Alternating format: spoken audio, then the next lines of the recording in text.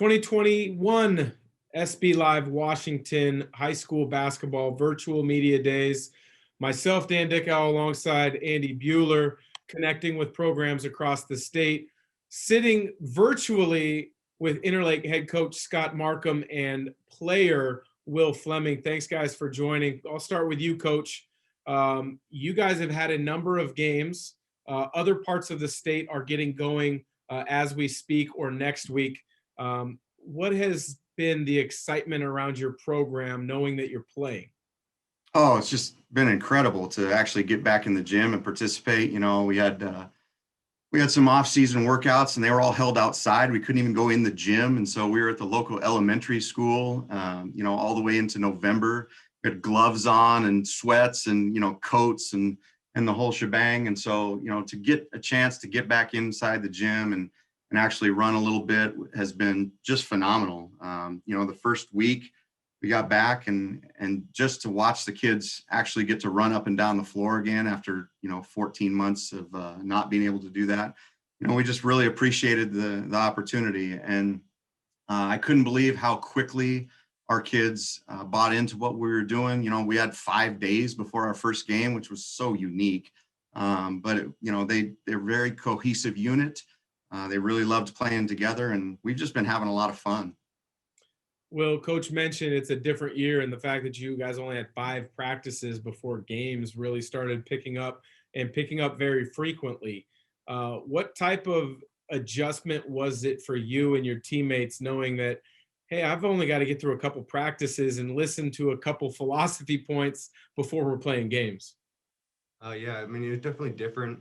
It's always, like a different environment jumping up from JV to varsity. And we had a lot of players on last year's JV team. And so we just knew that, with not a ton of practices, we just had to give a maximum effort every single time. We stepped on any court for game or practices and just try our hardest. So much of your typical off season was you weren't able to do. And obviously it was a long off season. You talk about, the cold nights spent outdoors at the elementary school. Will, just from the player's perspective within your team, how were you guys able to stay tight as a unit and keep the goal of playing in mind? We're all pretty close to each other, like at school or just outside of school, and always talking to each other, and then showing up to the outdoor practices really helped, and then just getting our own time to get shots up or meeting each other and trying to play some like 3-on-3 or something like that. That was the biggest way we stayed close together, even during quarantine. Do you have any memories that stand out from the off season? You guys are pushed out of gyms at times. Any one particular moment that stands out to you that you'll never forget? You actually, was a part of your basketball experience? Yeah, maybe the first couple of times going to the park, because it was pretty different experience. Whether to wear masks and just getting guys to show up and playing for the first time in a couple of months. That was really nice. Coach, I'm going to ask a question of you that I've asked a lot of coaches for these virtual media days. In the fact that there was no basketball season during the normal winter time, it gave coaches a lot of extra time to maybe tinker with their philosophy, maybe watch other programs at the college level or maybe at the professional level that they wanted to try to steal some concepts from. How about you? How did you use that time?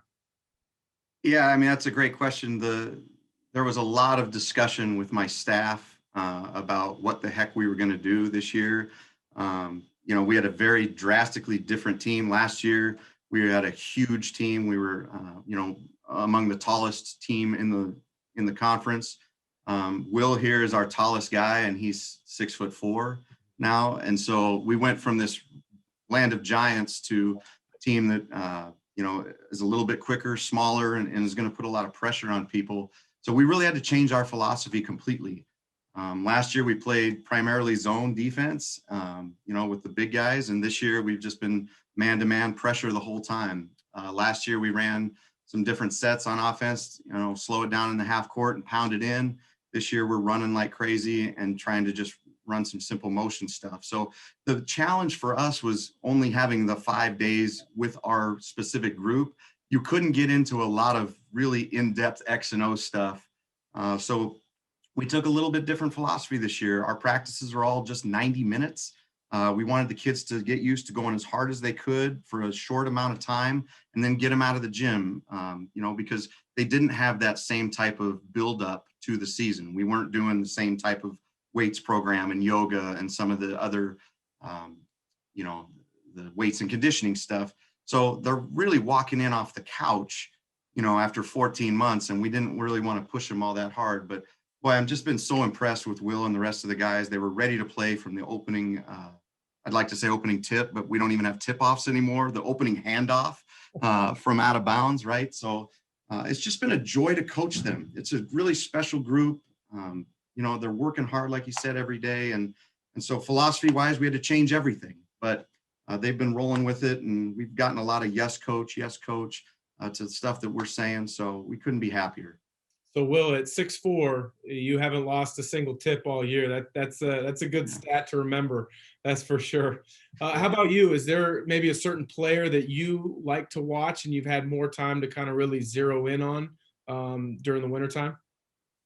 A little bit. I've always been watching like a lot of film just from especially like varsity on Huddle, and so watching some of the Interlake players and the competition that was on varsity last year, and then also seeing how undersized big men in college or NBA, even how they have to match up and play defense and rebound.